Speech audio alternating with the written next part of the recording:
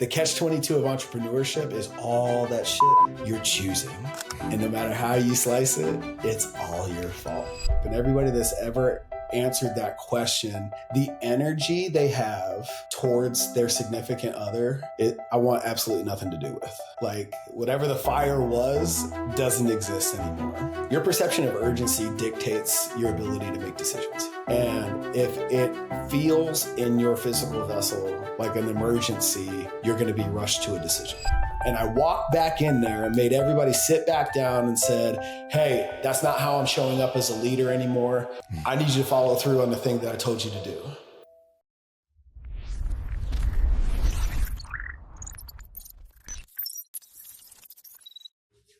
All right, guys, welcome to the Full Stack Podcast. I'm Ted. That's Mike. We got Mycal Anders, aka Coach Durs, on the podcast today. Mike, we got a good one teed up for them. Yes, we do. We're going to dig right in. Mycal, you've said that compromise is actually a liability in relationships and leadership, and that we should seek agreements instead. Physiologically and psychologically, what is the cost of a compromise that most leaders are paying for without realizing it? Dude, I 100% love this question. You know, one of the practices that I engage in is asking people that embody what I consider to be the relationship that myself and my wife aspire to become. And it's so cliche to, when you ask the question, like, what's the secret? Ted asked that before we got on the mic, you know, what's the secret? And it's so cliche, compromise. Everybody that has ever, I play back the tail of the tape, and everybody that's ever answered that question, the energy they have towards their significant other, I want absolutely nothing to do with. Like, whatever the fire was doesn't exist anymore. And so I really feel like when you hedge your bets on compromise, that whole happy wife, happy life philosophy, you ignore the fact that there are three beings present in any relationship. There's you, there's me, and then there's us. And when you hedge against compromise, one of you is leaving themselves out of the relationship. When you update and upgrade your agreements as you and the relationship evolve, now everything is serving a greater purpose. The relationship is moving towards a lighthouse, a North Star that is beyond you as individuals and in service of you as a unit, if that makes any sense. So, and when one of you breaks said agreement, it's no longer, when it's addressed, it's no longer perceived to be an attack on one's character. It's actually like, oh, what conversation do we actually need to have so that we're able to stay on course? And you're talking about something that's beyond the individual, not an attack on their character. Yeah, one thing I'm getting from this is if I ever find myself in that compromise energy you're talking about, it's like I'm gonna leave something unsaid, or I'm gonna have to push a part of myself out of the way in order to maintain order or peace in the relationship. But if we're creating new agreements, then it's like, I'm going to bring all of me to the conversations. You're bringing all of you. And then we're going to create something new, which is actually, instead of just creating peace in the relationship, you get to elevate it. Yeah. I'll give you a perfect example. As I transitioned away from fitness into this evolution of next level coaching, part of that process was my wife and I breaking up as business partners. Right? The forest for the trees, and the evolution of our relationship was, I want to push next level forward, and her calling is to be mom in this season of our lives. And one of the unrealistic expectations I had beyond us separating as business partners was because I have a very, very high social battery, and a large part of what moves us forward is the social component of networking and accepting invitations to these engagements and whatnot, retreats, workshops, etc. I'm navigating all these new rooms for us.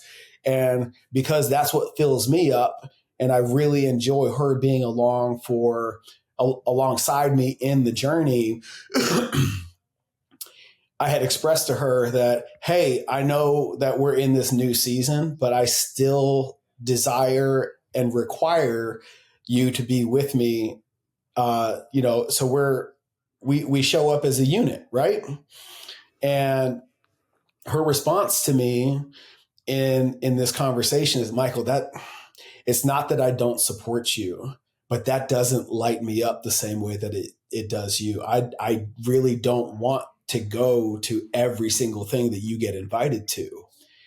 And why this is really important is whether you're talking about a professional relationship or a romantic one, Mike, to your point about leaving things left unsaid, I could have just internalized the disappointment that I felt in that moment and gone along to get along.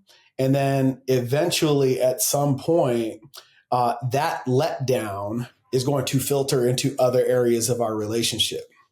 So rather than compromise, I simply, right, I courageously addressed it. And I simply said, look, I understand and accept where you're at, and it makes me sad. Her response at that point was, well, shit, now I'm sad that you're sad. And our core values are integrity, courage, and ownership. And this is the ownership part. It's like, you don't need to feel bad because I'm sad. Like, this is my shit. Like, I 100% respect where you're at. I accept where you're at. I understand where you're at.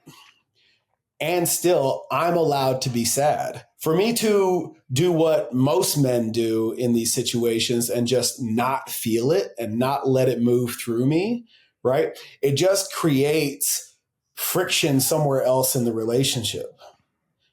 So the update and upgrade from there became,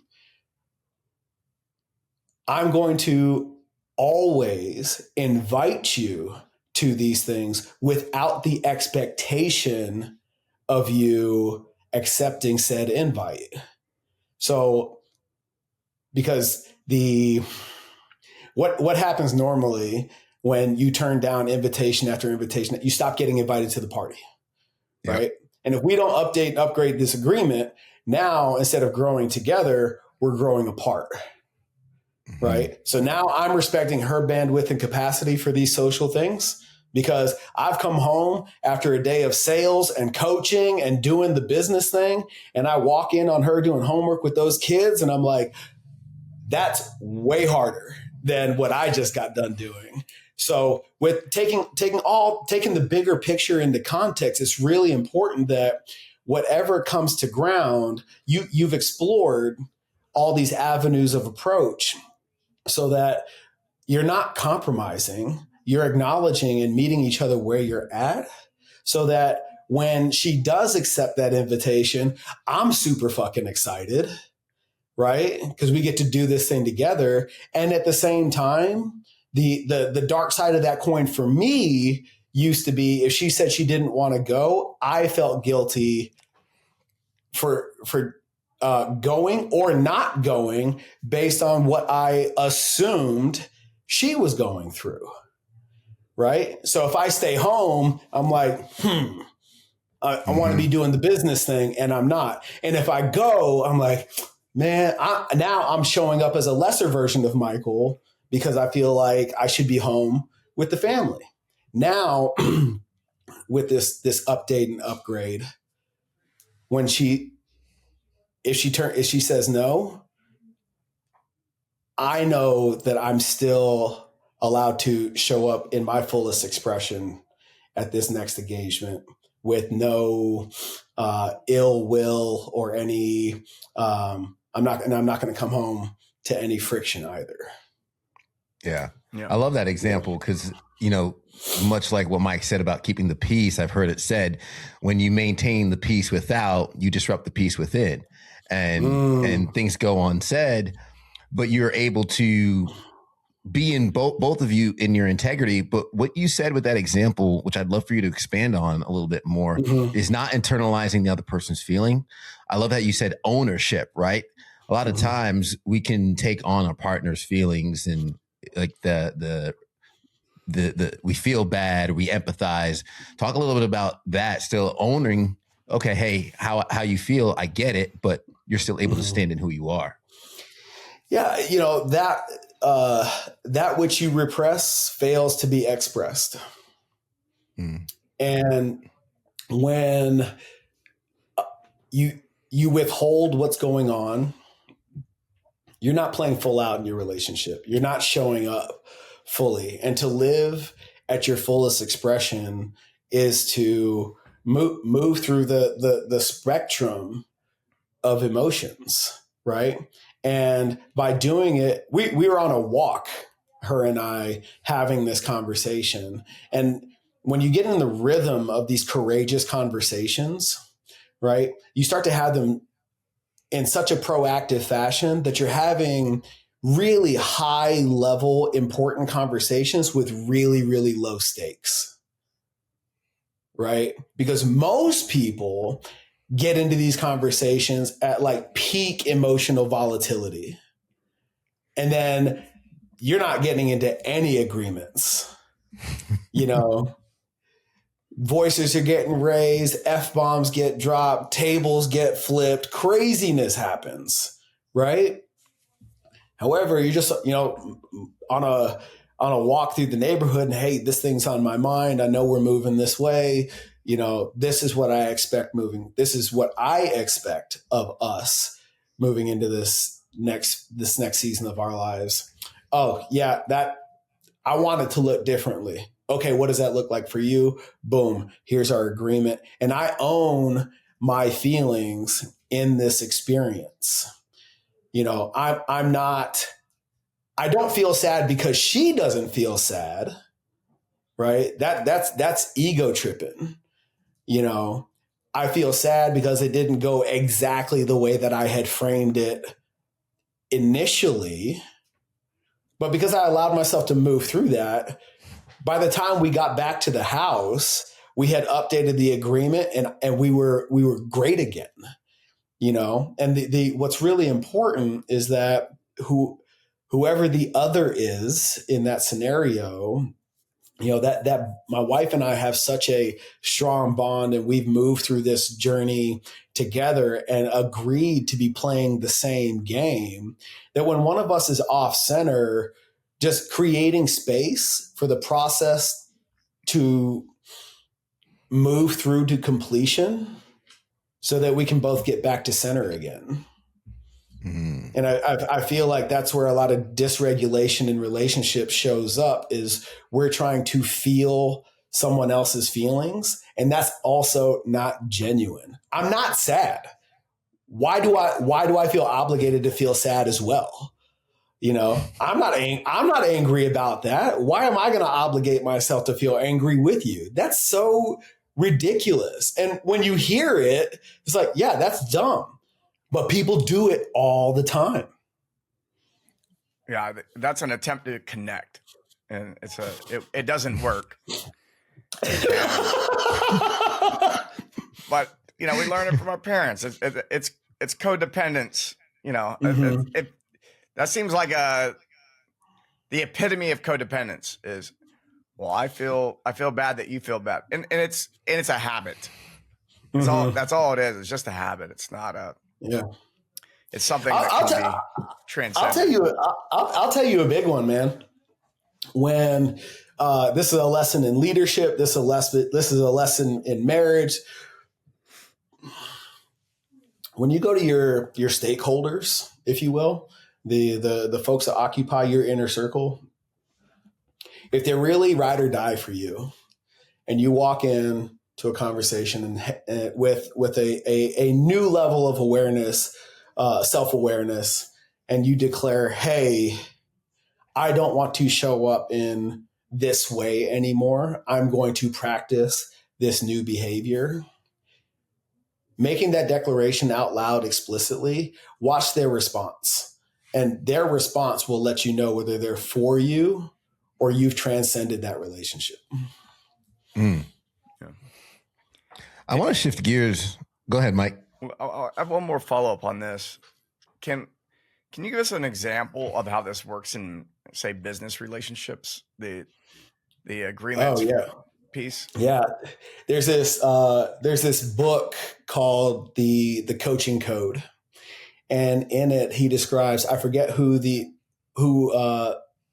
thought leader in this framework is, but he talks about these 3 archetypes that we occupy negatively in any relationship. And I don't care how close to nirvana or self-actualization you are, we all express this somehow, some way. And the triad is the rescuer, the persecutor, and the victim. And as a leader, where that showed up, my default, everybody has one, my default is that of the rescuer. And what that looks like for Mycal is, fuck it, I'll do it myself. As opposed to doing the hard thing, which is holding people accountable, right? And, mentorship, retreats, workshops, masterminds, after all of these experiences, like I get that one thing, that 1% shift. And I can remember sitting in a team meeting, everybody has their assignments. We're checking in on what support people need to move things forward. And, someone drops the ball and that rescuer creeps in. And I heard myself say it in my mind, fuck it, I'll do it myself. Meeting adjourned, everybody go on about their business. And I was the first one out of the office. And I can remember, because that ownership starts with self. But before you hold anybody else accountable, you got to hold yourself accountable. I walked out of that office and I remember saying to myself out loud, no, that's not the role we're playing anymore. And I walked back in there and made everybody sit back down and said, hey, that's not how I'm showing up as a leader anymore. Coach, I'm not going to name no names. I need you to follow through on the thing that I told you to do. That's yours. And I know that it's 100% within your capability to accomplish successfully. You let me know what you need from me for successful completion, but I'm not going to do that for you. And like you would think that as the leader of an organization, of a team, of a business, the one guiding the vision, that tip of the spear, lead from the front, type A, dogmatic approach is inherent to everybody. And I know for the space that I take up, that's what a lot of people's first impression of me is. And still, that transparency, that vulnerability of your evolution and growth as a leader, I feel like has done nothing but benefit me in leadership, where an older, outdated version of Mycal as a leader would have just steamrolled that situation, resented my team member, and eventually tarnished that relationship to the point where they just quit. I think that's the perfect segue as we're speaking to the leaders and the founders. I want to touch on intentional adversity, something that you talk about for someone who's already drowning in the unintentional adversity, the punches that life's throwing at them, whether it's payroll, lawsuits, supply chain issues. It could sound insane to somebody when you tell them, hey, add some more stress to your life. What is the specific protocol for adding intentional adversity that will actually remove stress or recover energy rather than draining it?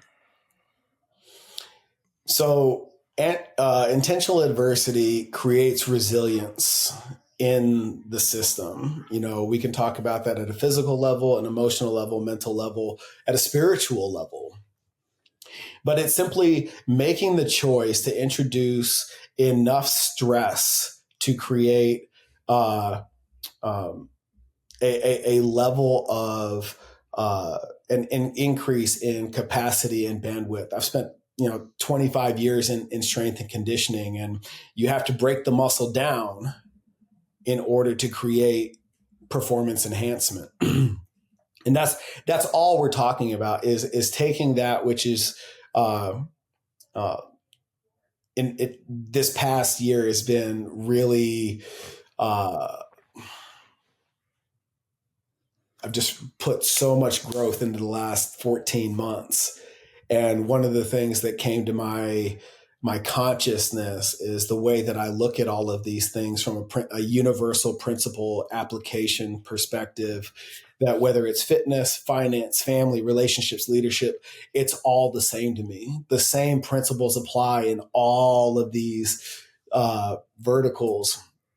And it's really important that you're proactively creating proof of your capability, which enhances your command presence, your confidence, etc. Because you can take these things outside of a business context and leverage them in that business context. I.e., if I can do that, then I can make it through this. And if you're padding the landing constantly, right, you're not creating enough an environment where you mentally or physically are resilient enough to handle proactively, positively, in most circumstances, the friction that life throws at you. Is that making sense? Mm-hmm. Go ahead. I was going to say, one of the sayings I like to say is increase our capacity for life. And I think for founders, a lot of times they want to expand themselves to handle the responsibilities in which they take on. You mentioned the different levels of that, whether it's on a physical level, emotional level. Speak a little bit on a leader, because we've heard it say, you don't lead from your position, you lead from your condition. And if you're all messed up, you're not going to be able to properly lead your team. So what would you say to that leader that's struggling to hold the amount of responsibility that they're currently operating in? It all, like the intentional adversity, the key phrase, the key component of that phrase is intentional, doing it on purpose. Okay. Life's going to give you all that you can handle. And it's really important that you're challenging yourself in different ways so that when life throws that extra on top, you've already proven yourself capable of weathering the storm. So, repeat the question one more time. I want to make sure I answer it solidly. You mentioned the different levels. Yeah. The levels. Yeah. So it's the way we look at it and the way we coach at Next Level. It's really important. We say that we leverage fitness as the gateway to leadership and character development, meaning it's important that the foundation is taking care of your physical vessel, your body, through your physical practice and being able to express yourself fully physically, because it sets you up for emotional regulation, which facilitates mental clarity and allows you to show up in your fullest expression.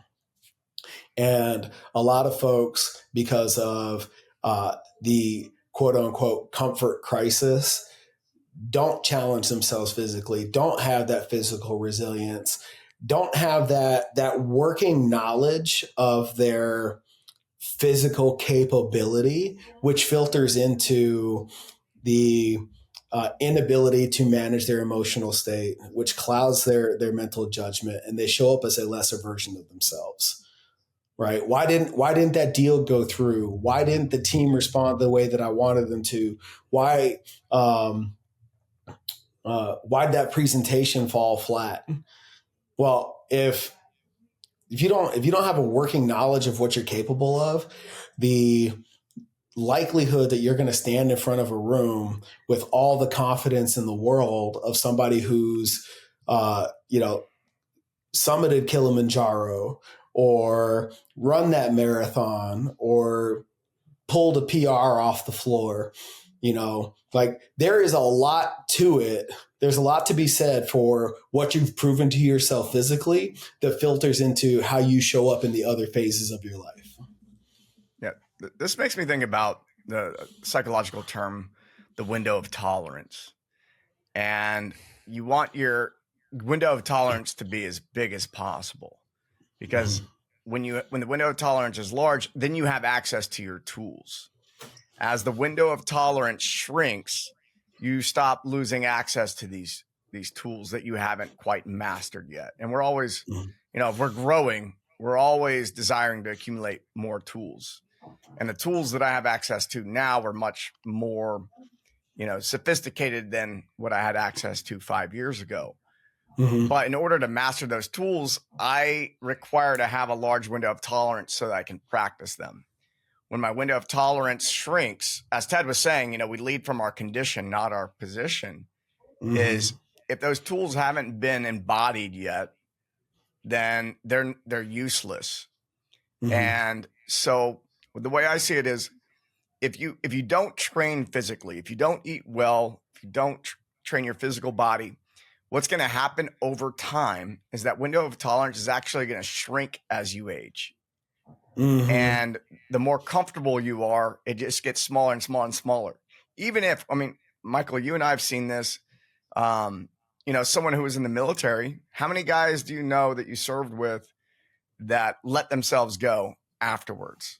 Yeah, they may have been in the best shape of their life when they're in the Marine Corps, but fast forward 10 years and, they were fat and happy a little long, and their window of tolerance is really small. And their ability to pick up new tools and learn has really been diminished. And so it can be really difficult to start putting in the effort to take care of yourself. Maybe the window of tolerance is so small that even taking on the task of physical training and eating well can be a challenge, but it's something that must be done if we want to maintain a window of tolerance that's big enough to continue to develop. Well, the word that jumps out at me and everything that you just said is practice, right? We're not talking about perfection. We're not talking about game day level stress or stakes, right? This is a daily practice. Ted, you talked about intentional adversity, right? The practice of stepping into this upgraded version of yourself is exactly that. When I walked out of the office, changed my mind and walked back in there and showed up as a higher, better version of myself, that was a practice. What I said in that moment did not come out anywhere near as clean as the story I just told. Okay. It's a practice, to have that conversation with my wife and reconciling with myself the fact that her feelings with regards to what I'm about to say are not my responsibility. The only thing I control is setting the table with love and respect. The reaction is on her, assuming that I'd done that, right? It's a practice. And I feel like we lose sight of that so often. And we take these low stakes situations and we impress game day stakes on top of them, and then we enter that fight, flight, freeze, or fawn response, and it's like, no, like it's when the stakes are low, this is the time to practice. This is the time to say the thing that scares the shit out of you. This is the time to stand in your peace, your power, your presence. Make yourself a priority and say the thing that you would otherwise leave unsaid. When the stakes are low, you don't wait till you're, in a stadium full of thousands of people to practice your speech, or your pitch. You don't wait till you get to that founder's table, that investor table, and then and just wing it. You do these things when the stakes are low and you can, that I could have said that better. You create not only time for the intentional adversity, the practice of it all, but also the reflection required to do it a lot better. And I'm curious, guys, for the people listening to this podcast and this conversation, part of that physical practice is creating space to just sit still. I did a presentation for 18 therapists and counselors, and introduced that concept of physical, emotional, mental, spiritual. And I asked them, show of hands, for everybody that comes and sits on your couch, how often are you recommending like an increase in physical activity, under the premise with the best of intentions to get out of your mind and back into your body? And I flipped it on them and just simply asked, what if because it's a cash pay practice, they're not under court order to come talk about their feelings, so there's chances are the majority of their clientele are cut from that cloth of type A, and their default is already to do more, right? What if part of your physical practice was instead of more physical activity, creating space to just sit still? And it was like, I didn't know we could do that. And I was like, man, if I'm going to ruffle some feathers and I'm going to step on some toes, it's going to be in this room. And everybody got an upgrade with that new perspective. Yeah. You seem to be like the unlikely guy to suggest that. Right. Because, I imagine most people see you like your presentation. You're a really fit guy. You have that type A energy of like, I'm going to fucking get after it, Mm-hmm. and to be like, to give the suggestion that, we're going to sit still. Doesn't even have to be meditation. There was Naval Ravikant is somebody who I love to follow. And one of the suggestions he makes is sit still for an hour a day. We're not calling it meditation. I'm not telling you to run any type of technique. Mm-hmm. Can you sit on the couch for an hour in silence without any input? And that meditation starts sounding really good at that point to me. I'd rather sit and run a meditation technique for an hour than sit on the couch and do absolutely nothing for an hour. Dude, I got the hack for that one, man. That's why me and my buddies, there's 3 guys that I deployed with, and we stay in contact and keep each other accountable for whatever life's throwing at us as we evolve and, move into marriage and parenthood and, get promoted in business and da-da-da-da. And every couple of years we get together and we've done the Salcantay trek into Machu Picchu. We've done Kilimanjaro together, rim to rim to rim through the Grand Canyon. And, all of these things can be, like, I know we're all fit. I know we're all Marines, but like all those things that I just mentioned, 80-year-old people do on the regular. So this is not, running world-class marathons here. Okay. And there's something beautiful that happens when you're out there in the middle of nowhere for hours, putting one foot in front of the other. And eventually the 4 of us at some point on any given day will run out of bullshit to talk about. And we go hours in absolute silence. And you're just staring at the top of your boots every once in a while, making sure the sky is still where it's supposed to be. And all of a sudden you run out of your own bullshit to think about. And the only thing you're left with is the truth. And the only other time I've experienced this phenomenon that I'm about to describe is either through the facilitation of plant medicine or the facilitation of body electronics, which I've been through with Mike, which is 8 hours a day for 12 hours a day for 8 days straight of just deep introspection. And when you run out of quote unquote nonsense and you're only left with your truth, all kinds of stuff like rapid fire starts showing up. And you realize like, oh, I could be better here. That's not how I want to be there. How am I going to make the shifts, the change to show up at a higher vibration when I get home? I'll never forget. We were getting ready. It was the day before we summited Kilimanjaro. I'd been away from my family for 10, 11 days at this point. And shit gets weird at 15,000 feet. And I remember just having this like really emotional moment thinking about my kids. And I'm sitting, on the side of this mountain.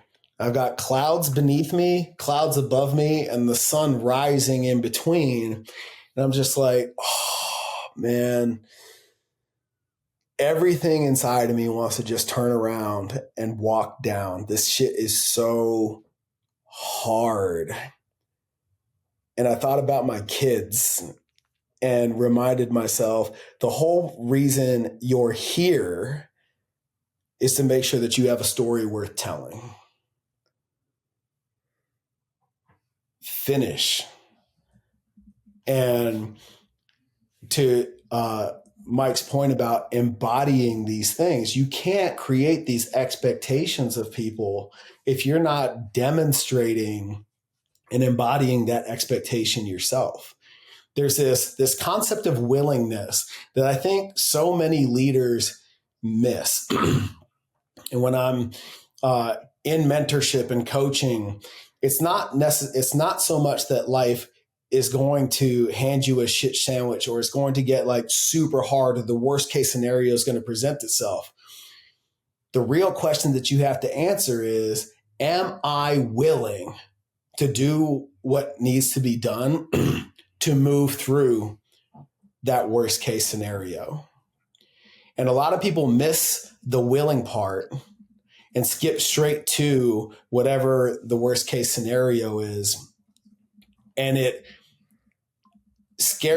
terrifies them so much that they never take any action, or they take a completely different direction.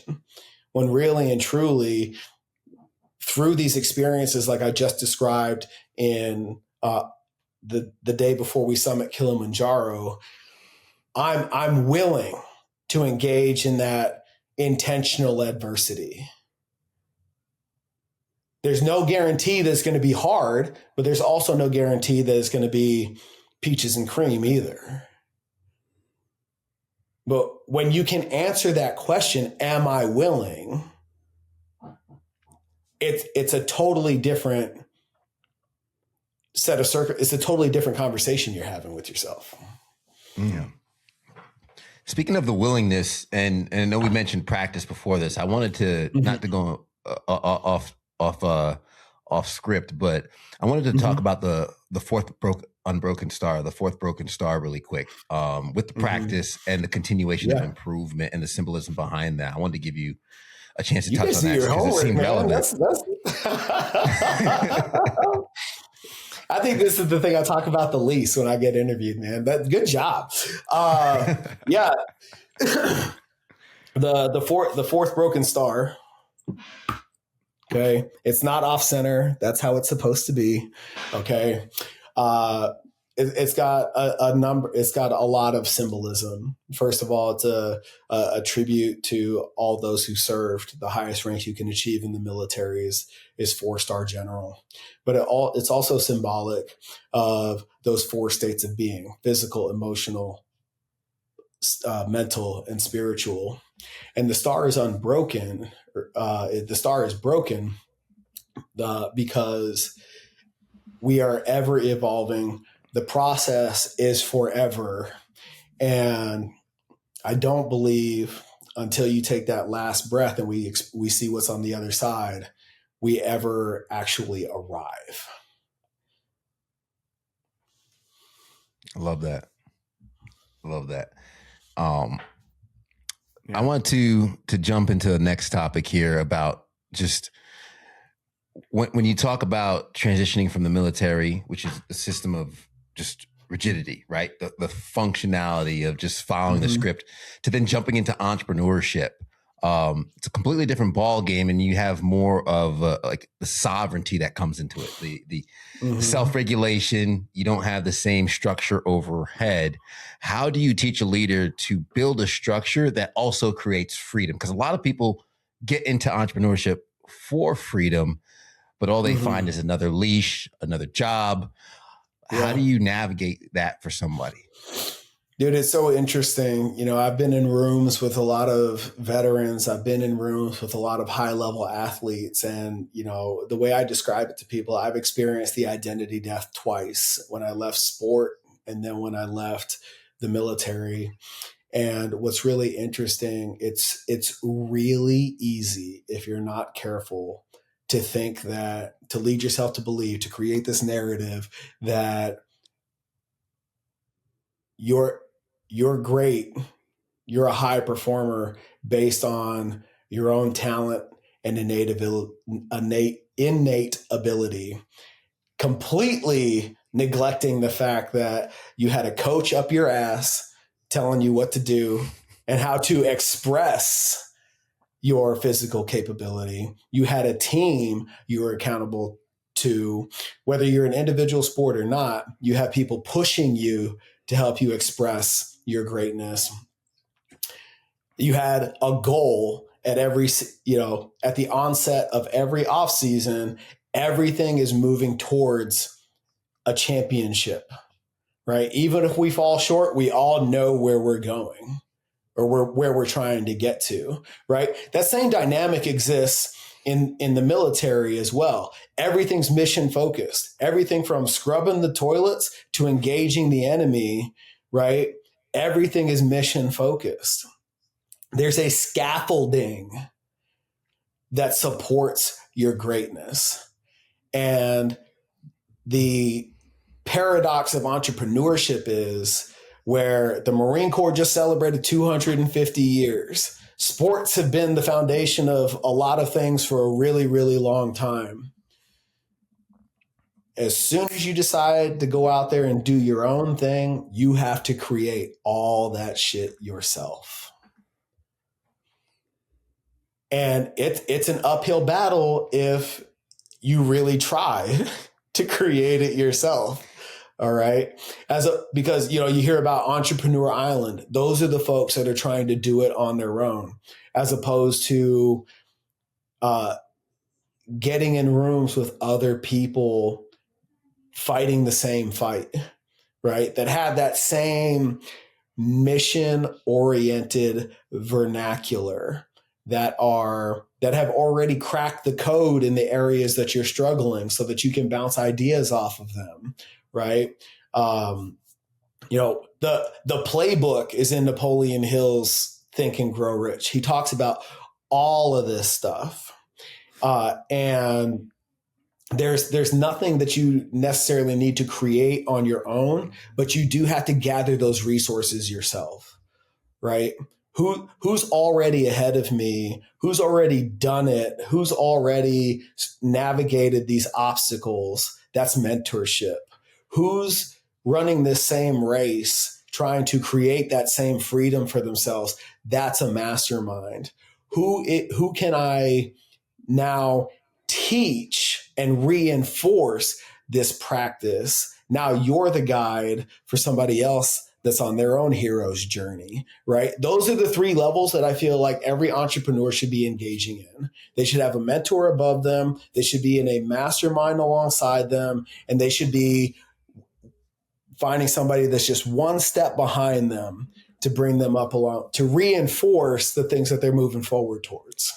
Dude, I love this. I actually wrote about this recently. It's like we're on the same wavelength. It's almost as if we talk once a week and trade secrets. Mycal and I are in a unofficial like men's group, I guess we could call it. Yeah. Yeah. I was telling somebody about it the other day. I was like, I'm in a group. There's it's a rancher, a coach, and a DJ, and me, and they were like, "Is this the start of a joke?" Like, it's our unofficial. It's so wild, dude. And I'm so grateful for it, man. I really am, because I look forward to it so much, because when I made the decision to move into this, there was like no idea is too big. And at the same time, if you're about to trip over a landmine, it's like, hey, dude, don't go that way, go this way, and there's no judgment. There's nothing but love and support, but also the truth, right? Hey, you should probably go look at something else, or do this before that, and because everybody is on their own journey, but we're all heading in the same direction. As somebody else is solving a problem, it also invites you into an opportunity to resolve your own stuff through their process. And it's really, really a beautiful thing that a lot of people avoid, because you're seen, as my dad would call it, emotionally naked. Hey, here, this is the thing I'm moving towards, and here's the stress on my marriage, or I'm really trying to navigate this inside my relationship, but I'm really being challenged in my partnership over here. And not so much, having conversations around balance, which doesn't necessarily exist, but how to establish harmony between all those moving pieces with and for each other. There's a guy in that group, love him to death. He's I refer to him as the psychedelic DJ. While they're facilitating a plant medicine experience, he's in flow on the ones and twos, adding and enhancing the experience. And this wasn't always the case. He's been in the music industry for decades, but he was really being called to this mission. And those are like cosmically connected dots. They are not obvious whatsoever. But because he expressed it in this container that we have, we were able to help him make some connections, put him in touch with some folks.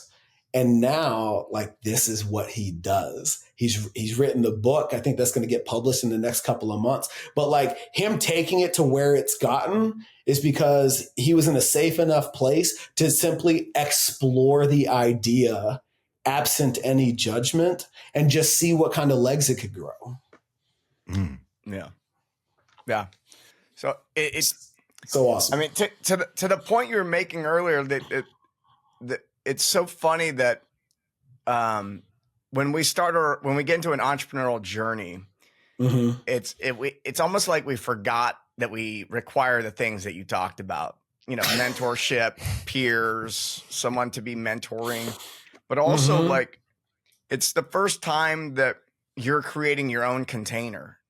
And so I really looked at this a lot with military veterans, and Mycal and I have worked with some military veterans together, and you get out of that container, and then the ultimate freedom container is entrepreneurship on the outside professionally. The ultimate someone else has got a control over my container is military or prison. And so if you're going from military to entrepreneurship, that's a really big chasm to cross through, and you do require assistance. And the primary thing is setting your own vision. No matter, even if you didn't serve in the military, most people, they go to school, they're told what classes they're going to take. Their parents set a vision for them. They go to college. You can study whatever you want out of these 18 majors. It's not really, there's still a really small container. People feel like the container is really big. It's not big at all. I promise you. Mm-hmm. Yeah. You know, all of us sitting on this call who've been in the game long enough, you know, I think once you hit around 40, you start realizing how small, how few choices were presented to you. Yep. And then this idea of creating your own container, creating your own vision, and then having people help you hold you accountable to that. I've gifted so far 11 free 2-hour consulting calls this month. Yeah. I gifted 11 and I didn't post anything on social media. I just literally going on about my life doing it. And this week I've been reflecting on what all these calls had in common. Yeah. And so much of what I've been helping people do is find their vision, solidify it, and then create a strategy from like, what do I want to achieve? What are the big steps that will get me there? And what do I need to do right fucking now? And if you've been operating inside of, you know, education and corporate in any way, the writing your own path, man, you require assistance. Totally, man. It's when the Leaders Forum, our mastermind group, was in its infancy. It was very much akin to the Marine Corps and how it started, in terms of, I got a bunch of really cool individuals together at the bar, and it became something that they wanted to do consistently month over month. And eventually I invited 2 of my mentors into this high frequency container. I was like, hey, and it wasn't like something I was proud to have built. I was just so in love with the conversations being had. I was like, oh, I have these conversations with these guys all the time. Come sit in on this conversation. And they came to 2 or 3. And I'll never forget, my wife was pregnant with our son.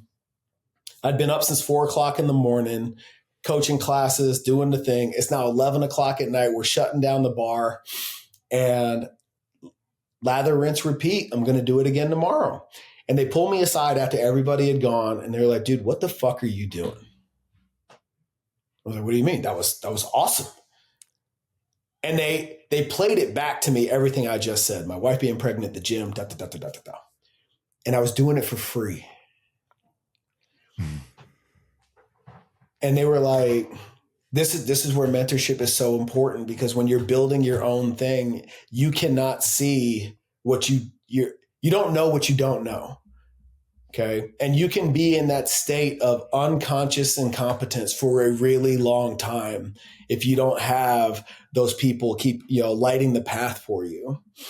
And they're like, dude, everybody in that room is moving the needle. And we know that it lights you up. And for some strange reason, you're really good at this shit. But it's time to go back to school. And we're not talking about the classroom. You need to learn how to legitimately facilitate this conversation so that it's worth charging for. And I was scared to fucking death. This is 10 years ago. And I'll never forget standing in front of that room. It had grown from 8 people to like 15. And I was like nervous as shit. I'm 6 foot, 230 pounds.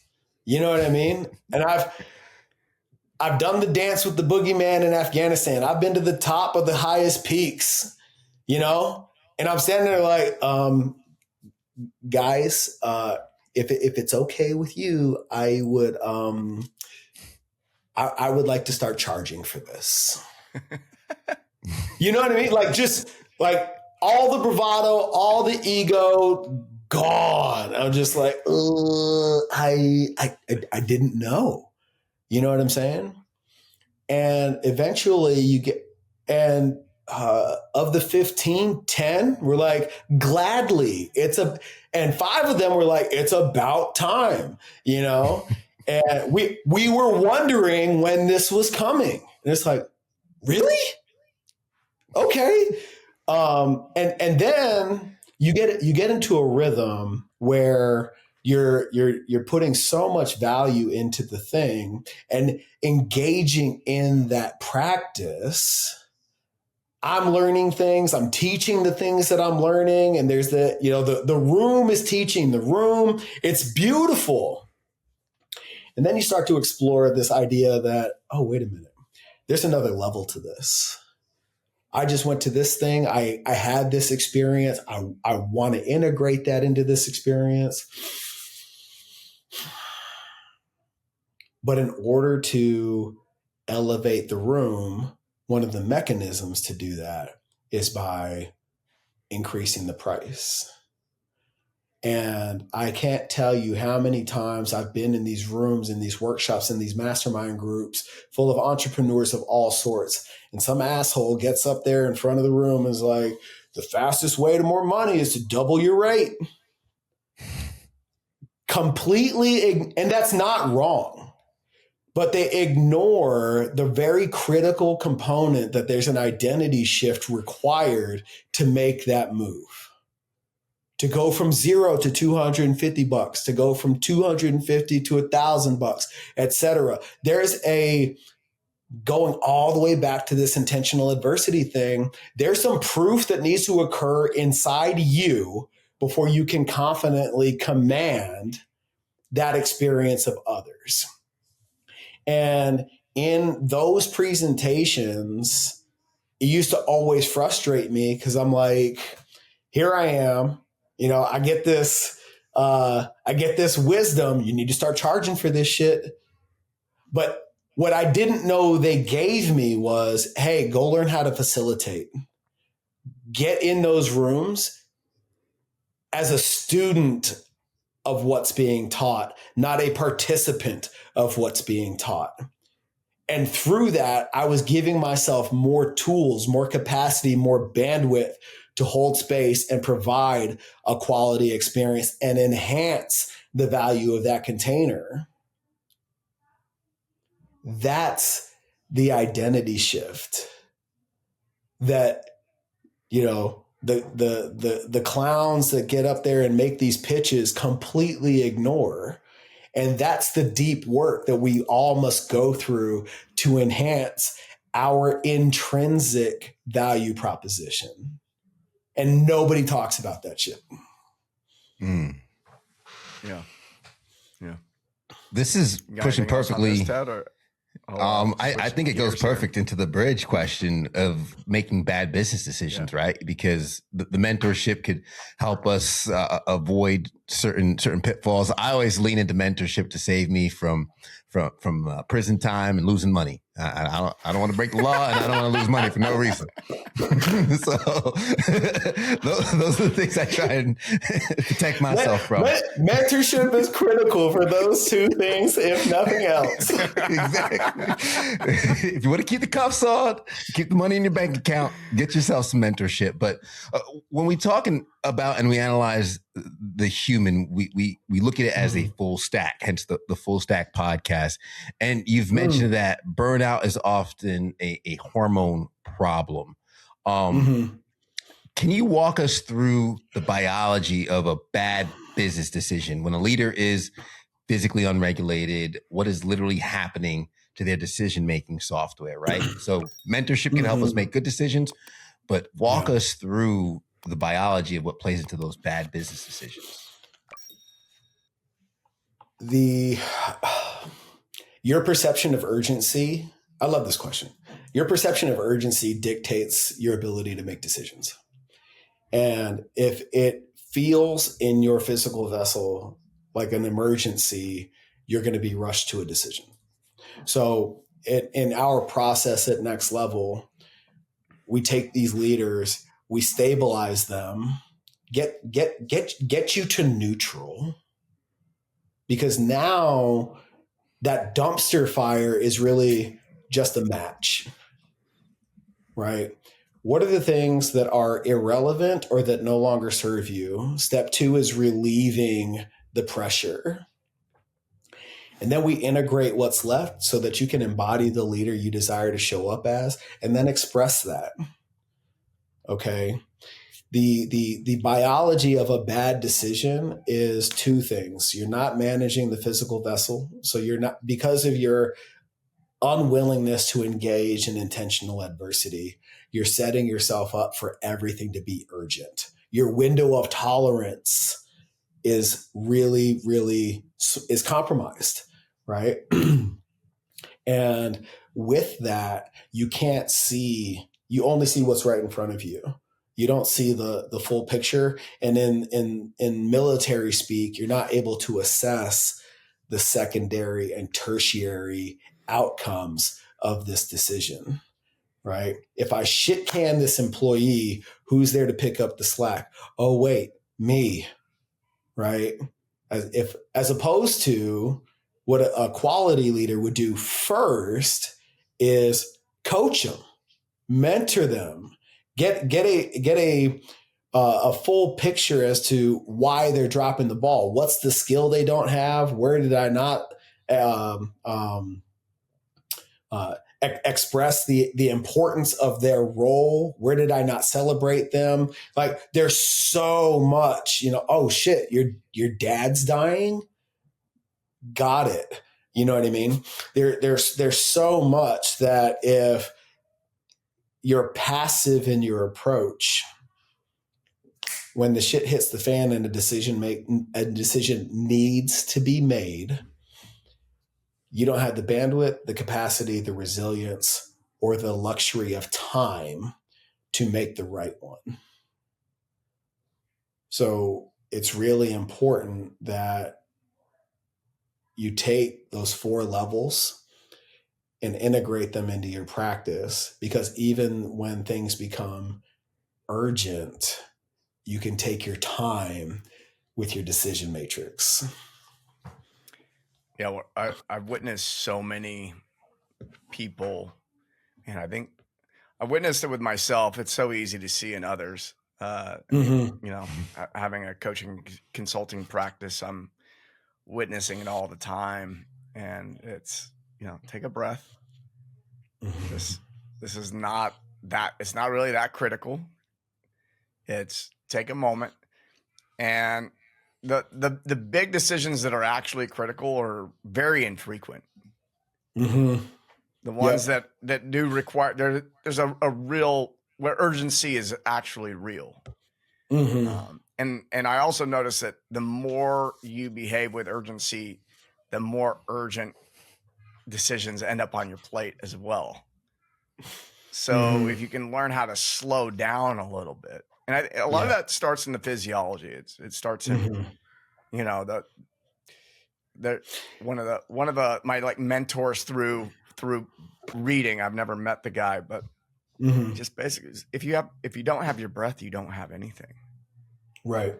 Mm-hmm. And simply slowing down the breath is going to slow down time. Mm-hmm. When you don't think that you have any time. And then if you don't think you have any time, the breath is short and fast, which is actually making time go by really fast in your mind. And it's hard to keep up. You slow down your breath, now your mind can keep up with what's actually happening. What's so interesting about that physiologically is if you talk to anybody that hasn't mastered control of their language, right, they'll use a lot of hurried speech. I have to, I should have, this needs to be, word codes like that. And I can't tell you how many times I'll be engaged with a client, and before we do anything regarding a decision to be made, it's, where are you right now? I'm in my office, or I'm in my room. Okay, cool. I had a client who was walking through the park. I was like, I need you to find a patch of grass. I need you to take your shoes off. I just need you to stand there, close your eyes, and breathe. And never mind all the neurochemical things that are going on hormonally with downregulating your nervous system. what you're doing from a psychological perspective, you're giving them one thing in all this chaos that they feel like they don't have a handle on, no control over, everything's happening to me. Your breath at all times is the one thing you can come back to controlling.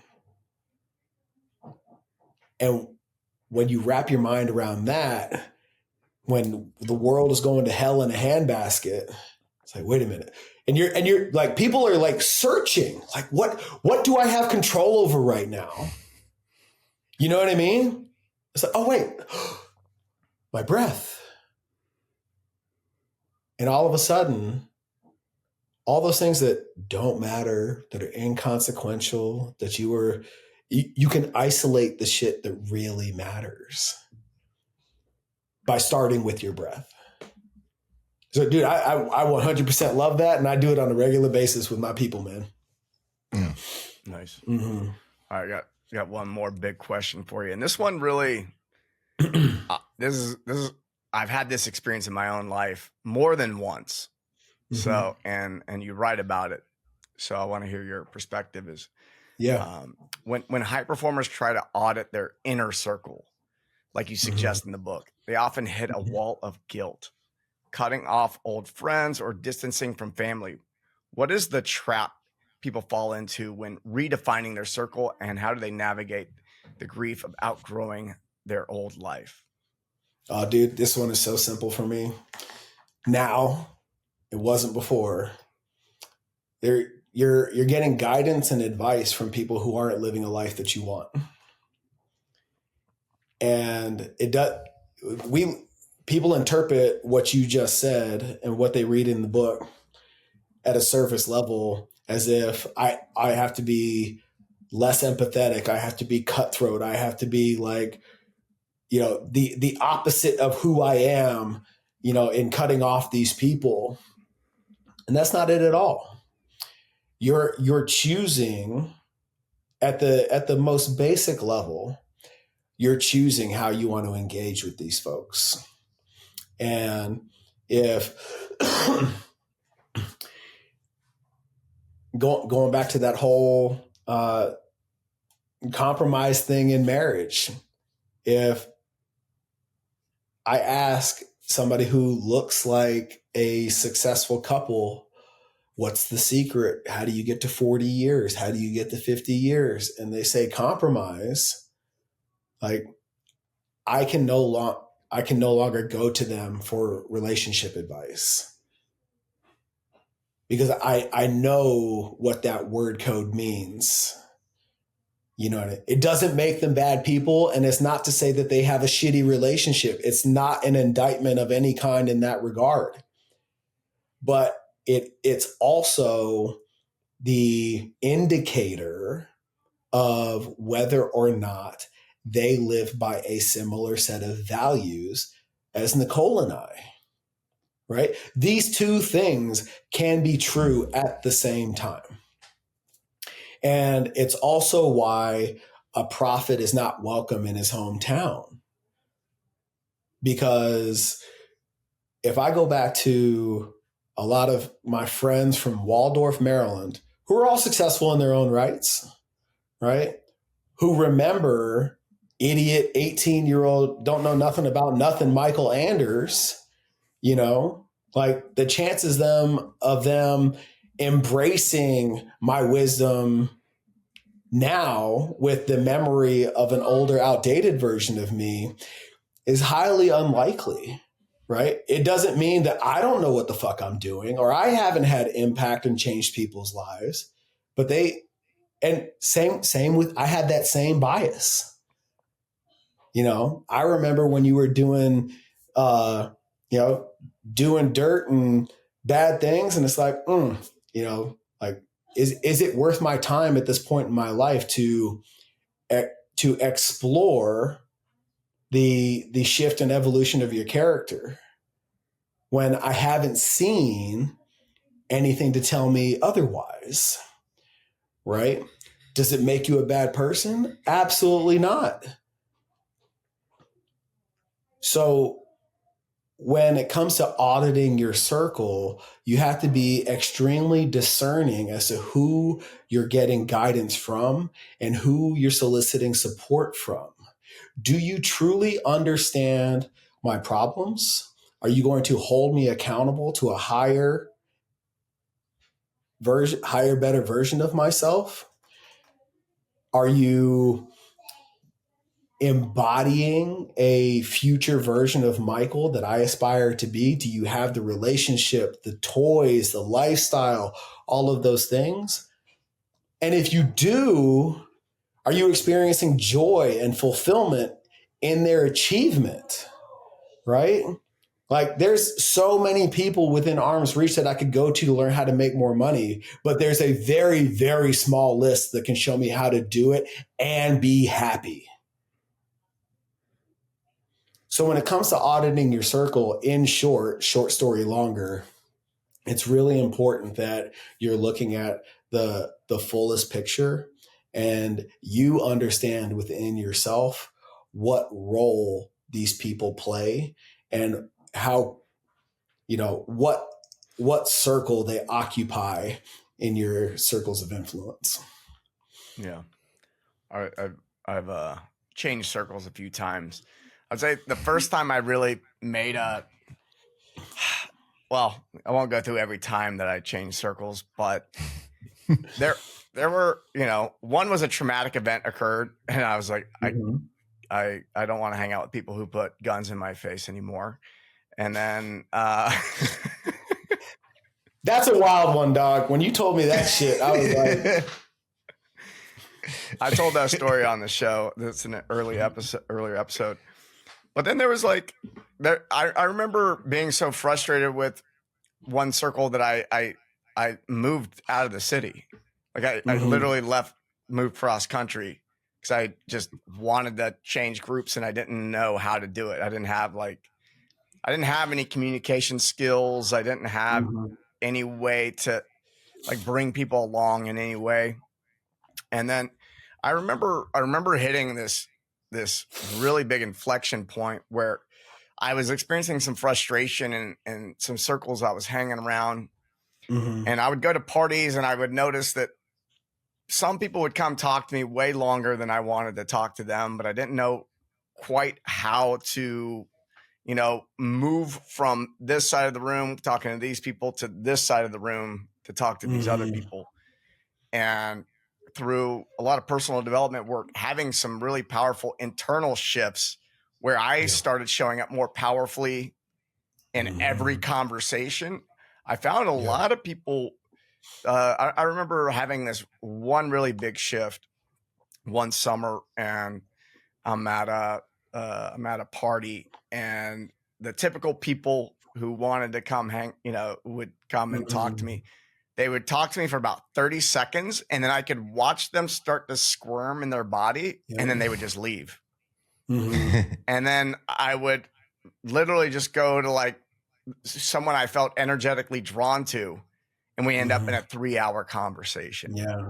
Yeah. And the shift in that inner circle it was automatic because I had really found something new in myself and I was holding my own power. And some people are not comfortable. Most people aren't comfortable with somebody who's in their power, but someone who has their power, man, you get a bunch of people who are powerful together. We have our weekly call, dude, 4 really powerful guys. And dude, there's no structure to our calls.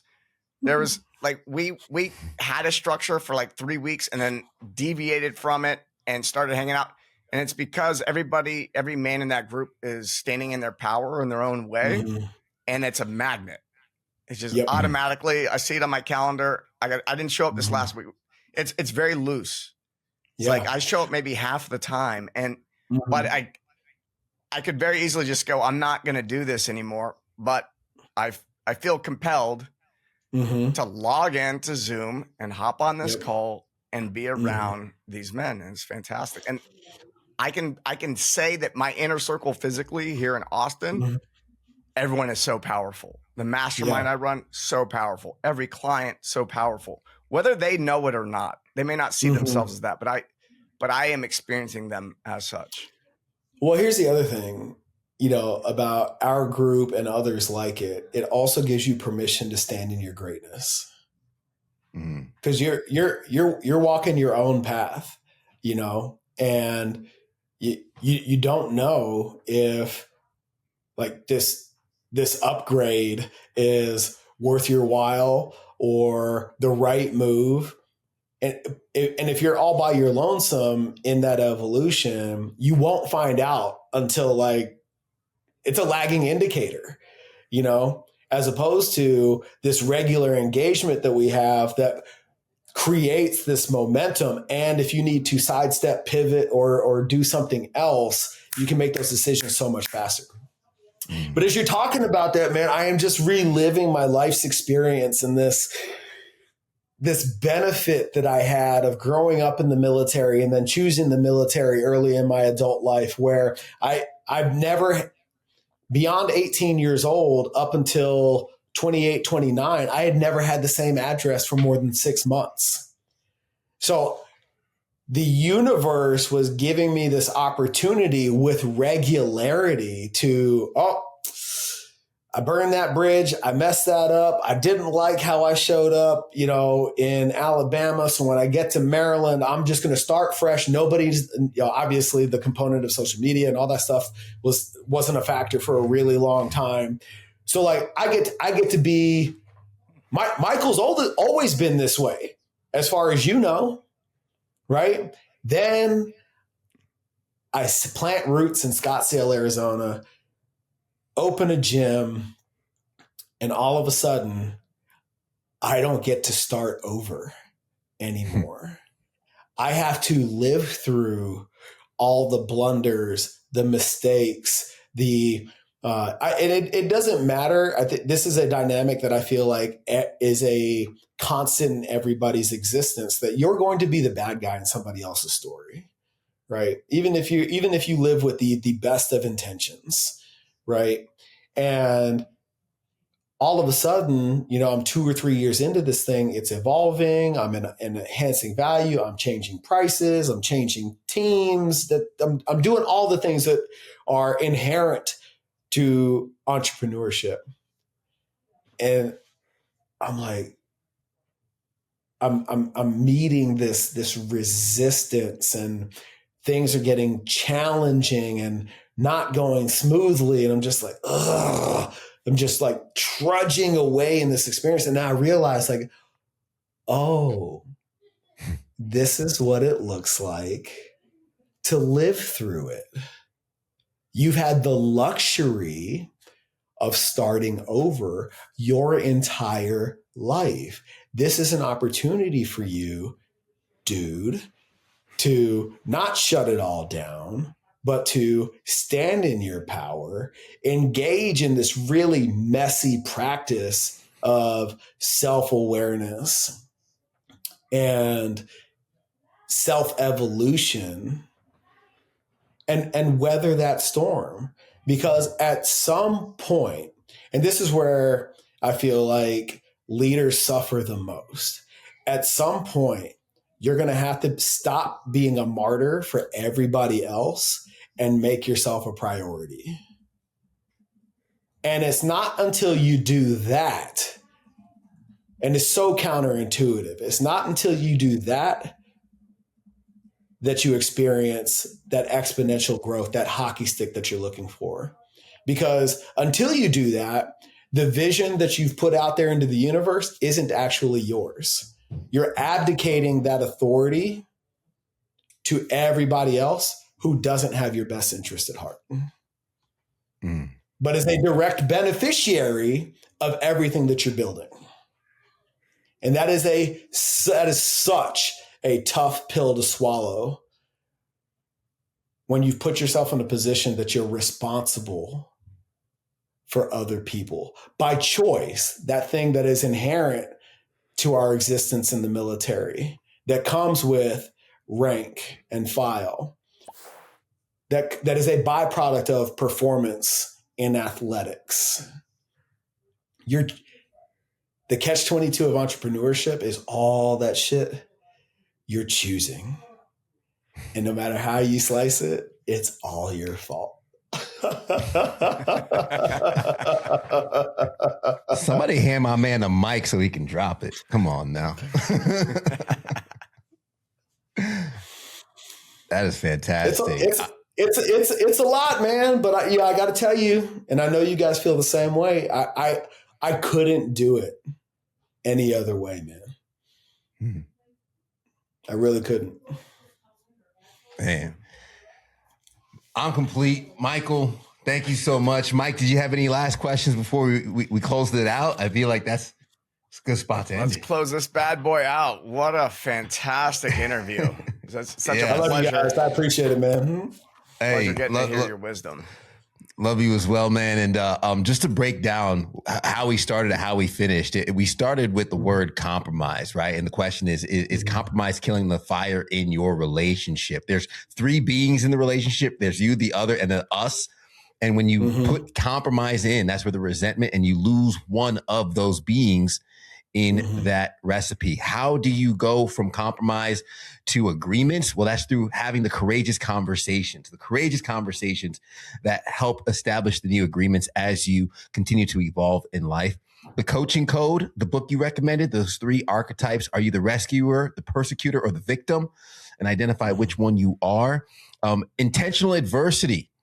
If you're looking to expand your capacity for life, are you choosing intentional adversity? Are you stepping into that?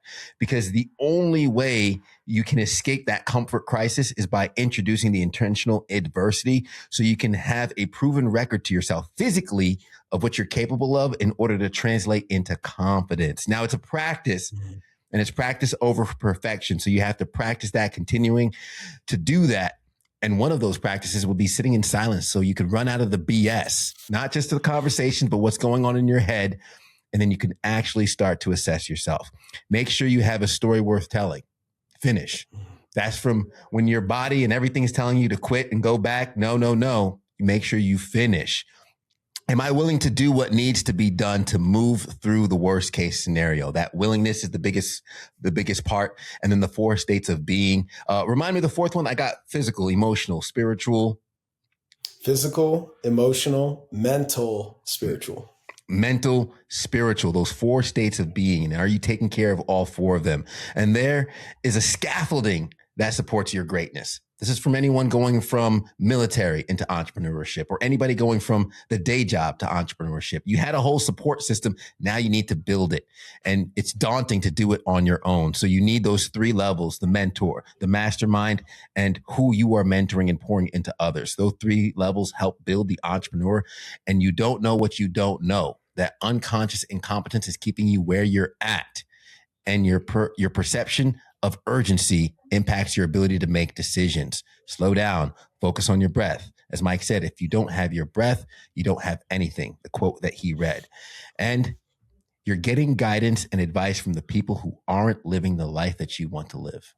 Audit your circle, escape the trap, and understand that as a prophet, you are not welcome in your hometown. Why? Because they've seen too much. But you can build from where you're at. And at some point, you're going to have to stop being a martyr and make yourself a priority. How do you do that? Well, make sure you follow Mycal, ourselves, join the school community, and of course, keep tuning into the Full Stack Podcast. That's Mike. I'm Ted. Thanks for checking out the show. I'll catch you guys next time.